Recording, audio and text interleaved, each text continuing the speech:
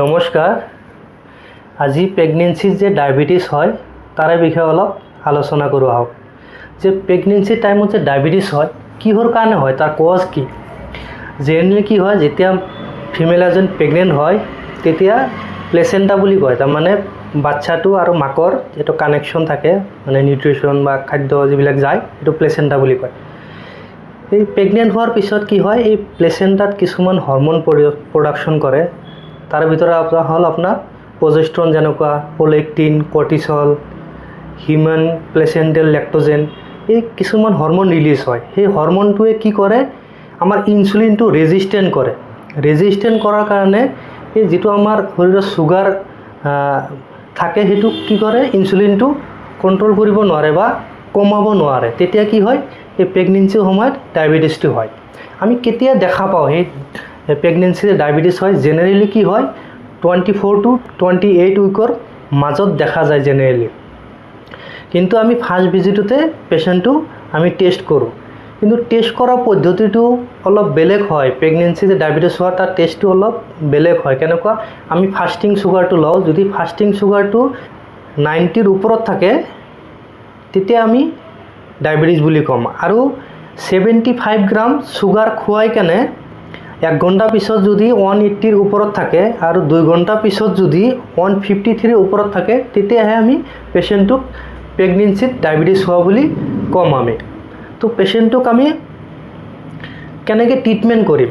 তো ট্ৰিটমেণ্টৰ পদ্ধতি হ'ল কি, যেনেকৈ প্ৰেগনেন্সি হোৱাৰ পিছত কি হয়, চব মেডিচিন কি হয় দিব নোৱাৰে। কিয় দিব নোৱাৰে? যিবিলাক মেডিচিন প্লেচেণ্টা ক্ৰছ কৰে, মানে মাকৰ আৰু বাচ্চাৰ যিটো কানেকশ্যন থাকে সেইটো ক্ৰছ কৰে। ক্ৰছ কৰা মেডিচিন দিলে কি হয়, মাকৰ কাৰণে দিলে বাচ্চাৰ ক্ষতি হ'ব। তো সেইকাৰণে ডায়েবেটিক কিছুমান মেডিচিন আছে যিবিলাক আমি পেচেণ্টক দি থাকোঁ, সেইবিলাক মেডিচিনে কি কৰে, প্লেচেণ্টাটো ক্ৰছ কৰে। সেইকাৰণে মেডিচিন দিব নোৱাৰি। এটা মেডিচিন দিব পাৰি, মেটফৰ্মিনটো দিব পাৰে। কিন্তু ছেফ হ'ল ইনচুলিন। ইনচুলিন কিয় দিব পাৰে সেইটো কৈ আছোঁ মই। ইনচুলিনটো প্লেচেণ্টা যিটো কৈছিলোঁ মই, সেই প্লেচেণ্টাটো ক্ৰছ কৰিব নোৱাৰে, মানে বাচ্চালৈকে ইনচুলিনটো যাব নোৱাৰে। সেইকাৰণে মাকৰ চুগাৰটো কমাব, বাচ্চাৰ চুগাৰটো লগত কোনো লেনদেন নাই। তো এনেকুৱা ধৰণৰ ট্ৰিটমেণ্ট কৰিলে পেচেণ্টটো প্ৰেগনেন্সিটো কণ্টিনিউ হয়। যদি পেচেণ্টটো ব্লাড চুগাৰটো ডিউৰিং প্ৰেগনেন্সিত যদি ভালকৈ কণ্ট্ৰল নকৰে তেতিয়া কি কি কমপ্লিকেশ্যন হ'ব পাৰে বাচ্চাৰ? এটা হ'ল বাচ্চাৰ কি হ'ব পাৰে, কনজেনিটেল এবনৰ্মেলিটিছ হ'ব পাৰে। কনজেনিটেল জন্মৰ পৰা কিছুমান বেমাৰ হৈ আহিব পাৰে। আৰু চুগাৰটো আকৌ প্লেচেণ্টাৰ সহায়েৰে বাচ্চাৰ তাত যায়। বাচ্চাৰ তাত গ'লে কি হয়, বাচ্চাটো বেছি গ্ৰ' হয়।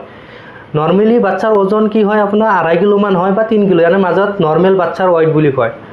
কিন্তু ডায়েবেটিছ থকা পেচেণ্ট যদি ব্লাড চুগাৰটো কণ্ট্ৰল নকৰে তেতিয়া বাচ্চাৰ ওজনটো 4 কিলো 5 কিলোলৈকে হ'ব পাৰে। আৰু কি হয়, শোল্ডাৰ ডিষ্টচিয়া বুলি কয়। এইটো আমাৰ শোল্ডাৰ থাকে, এইটো এনেকুৱা ডাঙৰ হৈ যায়। তেতিয়া কি হয়, ট্ৰমাটিক ডেলিভাৰী হয়, মানে নৰ্মেল ডেলিভাৰী কৰিলে ইঞ্জুৰি হৈ যাব পাৰে। নৰ্মেল ডেলিভাৰী কৰাত বহুত অসুবিধা হয়।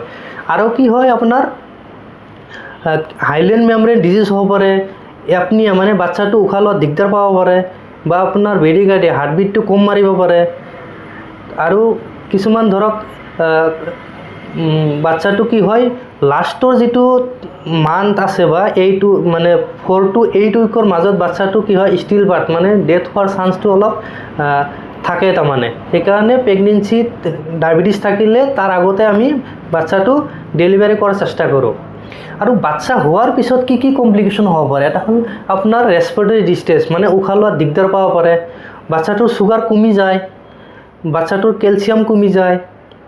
আৰু কি হয়, জণ্ডিছ হয়, তো বাচ্চাৰ ফটোথেৰাপি দিব লগা হয়। আৰু লং টাইম কি হয়, বাচ্চাটোৰ কগনিটিভ ডেভেলপমেণ্ট, মানে ব্ৰেইন ডেভেলপ যিখিনি হ'ব লাগে ভিতৰে, সেইখিনি ডেভেলপ নহয়, বহুত ডিলে হয়। যেনেকৈ বাচ্চা এটাৰ জন্ম হোৱাৰ পৰা 2 বছৰ পিছত খেল ধেমালি কৰা, এক্টিভিটি, কথা কোৱা, সেইবিলাক বস্তু যেনেকুৱা ডেভেলপ হয়, সেই ডায়েবেটিছ যদি কণ্ট্ৰল নাথাকে সেই বাচ্চাটো এইবিলাক কগনিটিভ ডেভেলপমেণ্ট নহয়। প্ৰেগনেন্সিত ডায়েবেটিছটো ডেলিভাৰী হোৱাৰ পিছত আকৌ নৰ্মেল হৈ যায়। তাৰমানে কিয় নৰ্মেল হৈ যায়, তাৰমানে যিটো প্লেচেণ্টা আৰু বাচ্চাৰ লগত যিটো মাকৰ আৰু বাচ্চাৰ কানেকশ্যন থাকে যে, সেইটো কি হয়, ডেলিভাৰীৰ পিছত কানেকশ্যনটো নোহোৱা হৈ যায়।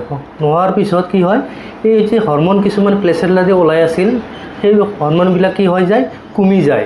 কমি যোৱাৰ কাৰণে সেই ডায়েবেটিছটো যিটো প্ৰেগনেন্সি টাইমত হৈছিল সেইটো আকৌ নোহোৱা হৈ যায়।